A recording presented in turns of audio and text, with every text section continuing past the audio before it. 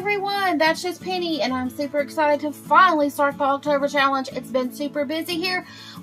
I want to come on and do the October challenge with you guys because I love doing monthly challenges because it keeps me hopping, keeps me going, keeps me inspired, and hopefully you guys will come along with me. Grab some junk, I'm sorry, let me rephrase that. Grab some supplies, and grab some tissue paper. I cannot find my tissue paper. I'll just show you a sneak peek of what I may work with today with our mixed media tissue paper.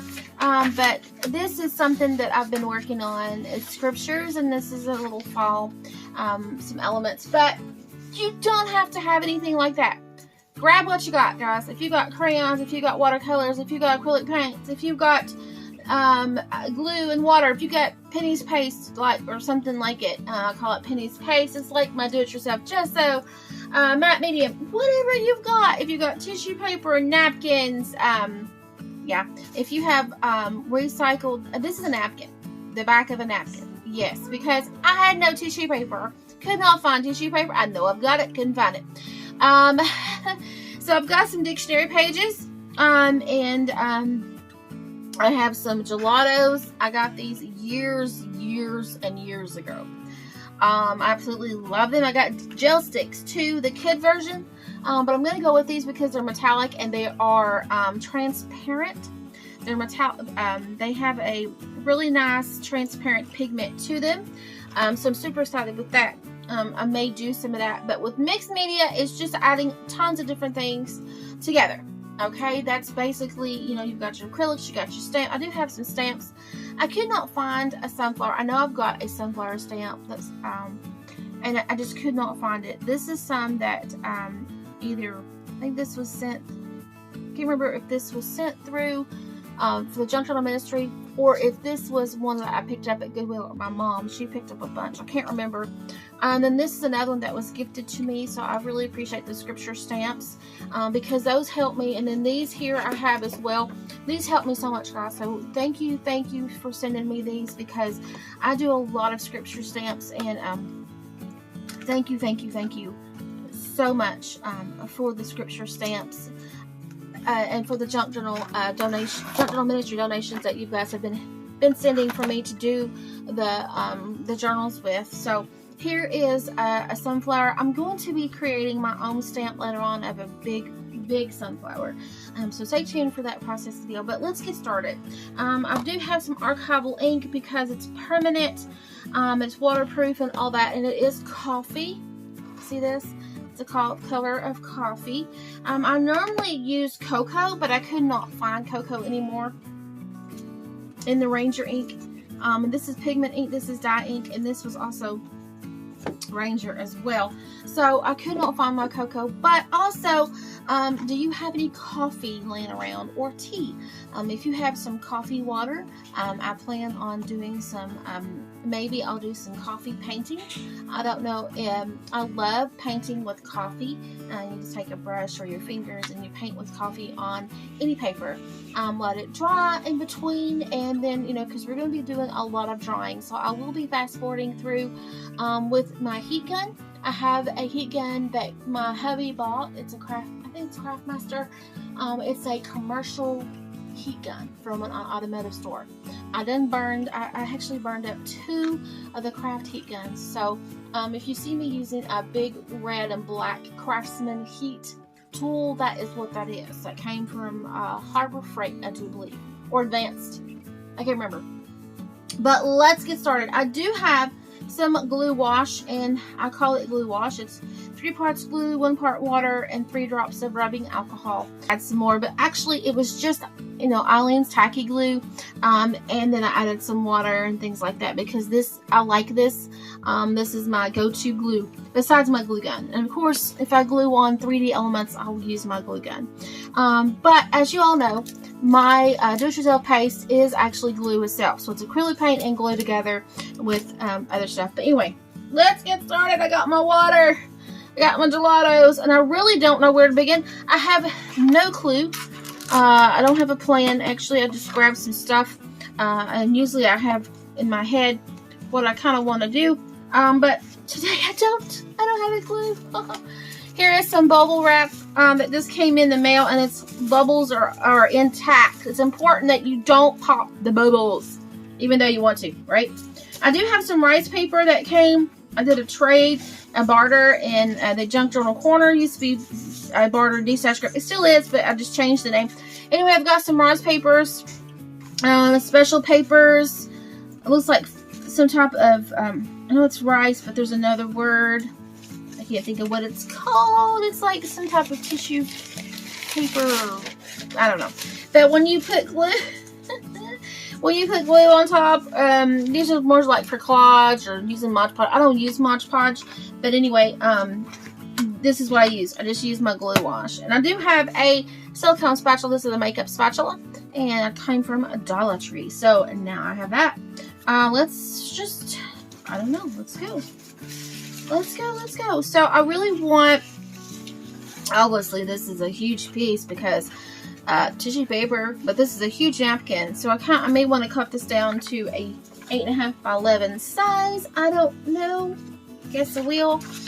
Because my journals are usually that size. Now someone said that they use water. I think I've seen Marta Marry Small Arts. I love watching her.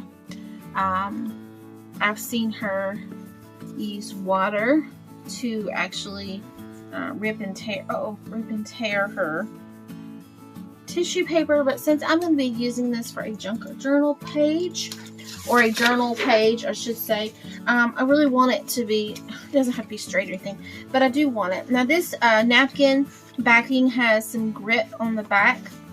On one side has some texture.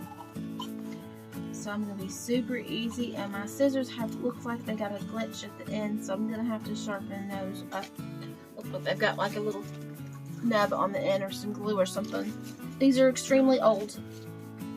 I love these. They have been sharpened, and I've sharpened them, I guess, not too good, not too well, but they still have like a little glint in there. And I'm going to get some Reynolds wrap and actually cut some sandpaper, and that will help with my scissors. So, okay, so here is our page. Now you want to lay down some protective paper underneath because this can get quite messy. And let me see if I can find my wax paper, parchment paper. And you can do this with parchment paper as well. This is the vegetable parchment paper. It's a little bit different. I get it. My mom got it for me over at Sam's Club in a big, huge roll. It's vegetable parchment paper. So this can get messy, and as you all know, mixed media is messy.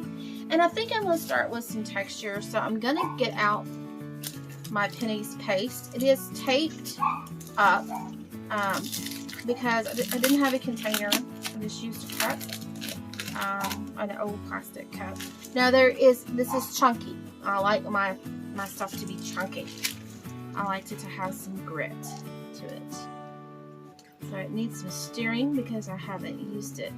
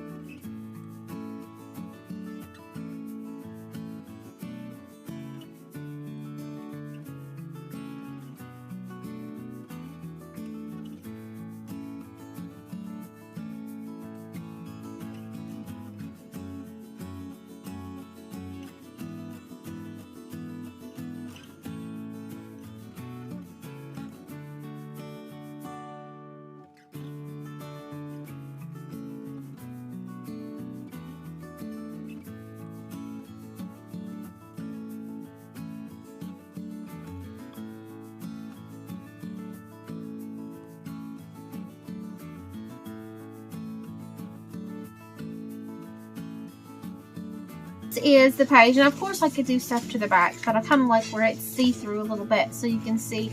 It is still quite missing something on this side here, but I'm going to leave it this way because whoever's, you know, if it goes in a journal, then I want to make sure that whoever gets it has enough room to do whatever they want with. Now you're thinking it's all wrinkly. Yeah, I know, but it is thicker than what it was because I put, you know, the glue wash and my do-it-yourself paste, Penny's paste.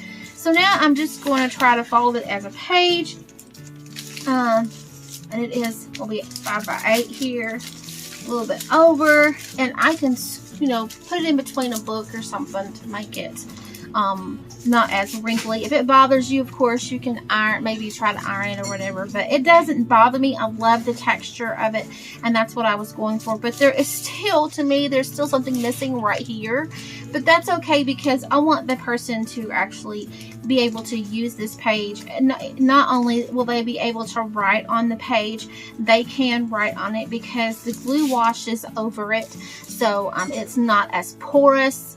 And the gesso is covered, the Penny's paste is covered up with the glue wash, so it won't mess up any pit pens or anything like that. So anyway, this is what one side looks like, and you open and look how beautiful that is as well. So they could possibly journal or add pockets or add lace or whatever in here as well.